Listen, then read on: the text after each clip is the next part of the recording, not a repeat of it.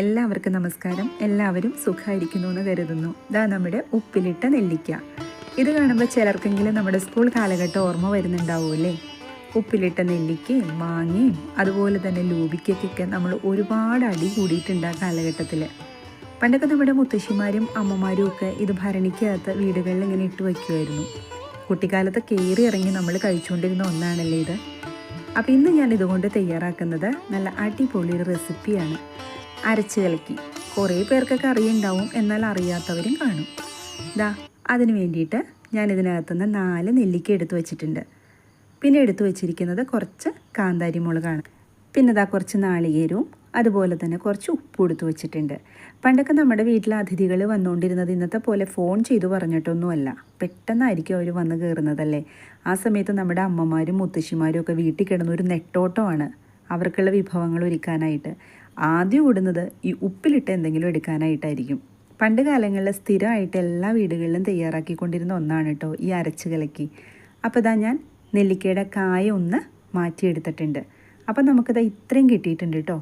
ഇനി ആ തേങ്ങയും ഈ നെല്ലിക്കയും ഉപ്പും കാന്താരി മുളകും കൂട്ടിയിട്ട് നന്നായിട്ടൊന്ന് അരച്ചെടുക്കുക. അപ്പോൾ അരച്ചെടുക്കുമ്പോൾ ഇതുപോലെ വെള്ളം തൊടാതെ അരച്ചെടുക്കണം. അമ്മിയിൽ അരച്ചെടുക്കുമ്പോൾ പ്രത്യേക ഒരു ടേസ്റ്റ് തന്നെയാണ് കേട്ടോ ഇതിന്. ഇതിപ്പോൾ നല്ലൊരു നെല്ലിക്ക ചമ്മന്തി ആയിട്ടുണ്ട്. ഇതിങ്ങനെയും ചോറിൻ്റെ കൂടെ കഴിക്കാൻ നല്ല ടേസ്റ്റാണ് കേട്ടോ. പക്ഷേ നമ്മൾ തയ്യാറാക്കുന്നത് അരച്ച് കലക്കിയല്ലേ. കുറച്ച് തൈര് ഇതിനകത്തേക്ക് ചേർത്ത് കൊടുക്കുന്നുണ്ട്. ഒരുപാട് പുളിയുള്ള തൈര് ചേർത്ത് കൊടുക്കരുത്, പാകമായിരിക്കണം കേട്ടോ പുളി. എന്നിട്ടിത് നന്നായിട്ടൊന്ന് മിക്സ് ചെയ്ത് കൊടുക്കണം.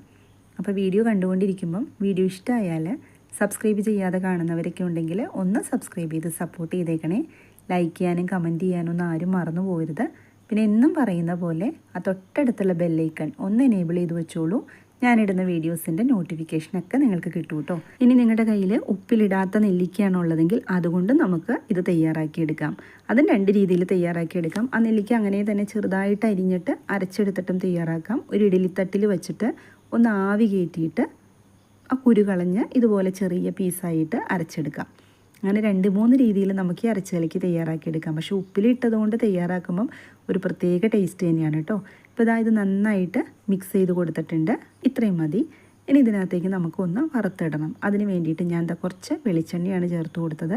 അപ്പോൾ വെളിച്ചെണ്ണയിൽ തന്നെ ഇത് വറുത്തിടണം കേട്ടോ. അപ്പോഴാണ് നമ്മുടെ ഒരു നാടൻ റെസിപ്പിയാണല്ലോ, ആ ഒരു കറക്റ്റ് അതിൻ്റെ ഒരു ടേസ്റ്റൊക്കെ കിട്ടണമെങ്കിൽ അങ്ങനെ തന്നെ ചെയ്യണം. ഇപ്പോൾ കടുക് നന്നായിട്ട് പൊട്ടി വന്നിട്ടുണ്ട്. ഇനി നമ്മളിതാ ഒരു 3-4 വറ്റൽമുളക് ഇതുപോലെ ചെറുതായിട്ട് കട്ട് ചെയ്തിട്ട് ഇട്ട് കൊടുക്കുക. അതും നന്നായിട്ട് മൂത്ത് വരുമ്പം പിന്നെ നമ്മൾ കുറച്ച് കറിവേപ്പിലയും കൂടി ചേർത്ത് കൊടുക്കുക. എൻ്റെ കുട്ടിക്കാലത്ത് അമ്മ എനിക്ക് ധാരാളം ഉണ്ടാക്കി തന്നിട്ടുണ്ട് കേട്ടോ ഈ അരച്ച് കലക്കി. ഉപ്പിലിട്ട നെല്ലിക്കയും അതുപോലെ തന്നെ ഉപ്പിലിട്ട മാങ്ങ കൊണ്ടും തയ്യാറാക്കും ഇതുപോലെ തന്നെ. എനിക്ക് നല്ല ഇഷ്ടമായിരുന്നു. പക്ഷെ കുറേ കാലമായിട്ട് ഇപ്പം ഞാനിതൊന്നും കഴിക്കാറില്ല കേട്ടോ. ഇപ്പോൾ ഉപ്പിലിട്ട നെല്ലിക്ക കണ്ടപ്പം പെട്ടെന്ന് എനിക്ക് ഓർമ്മ വന്നു, നമ്മുടെ കുട്ടിക്കാലത്ത് കഴിച്ചതൊന്നും നമ്മൾ അങ്ങനെ അത്ര പെട്ടെന്നൊന്നും മറന്നു പോവില്ലല്ലോ. അപ്പോൾ നമ്മുടെ വറുത്തിട്ടത് അതിനകത്തേക്ക് ചേർത്ത് കൊടുത്തിട്ടുണ്ട്. ഇത്രയേ ഉള്ളൂ, നമ്മുടെ നെല്ലിക്ക അരച്ച് കലക്കി ഇവിടെ റെഡി ആയിട്ടുണ്ട്. അപ്പോൾ ഇതുപോലെ തയ്യാറാക്കി കഴിക്കാത്തവർ എന്തായാലും ഒന്ന് തയ്യാറാക്കി കഴിച്ചു നോക്കൂ. നല്ല ടേസ്റ്റായിട്ടുള്ള ഒരു അടിപൊളി കറിയാണ് കേട്ടോ. അപ്പോൾ ഇന്നത്തെ വീഡിയോ ഇത്രയേ ഉള്ളൂ. വീഡിയോ എല്ലാവർക്കും ഇഷ്ടമായി എന്ന് കരുതുന്നു. മറ്റൊരു വീഡിയോയിൽ കാണാം. എല്ലാവരും സന്തോഷമായിട്ടിരിക്കുക. Thank you.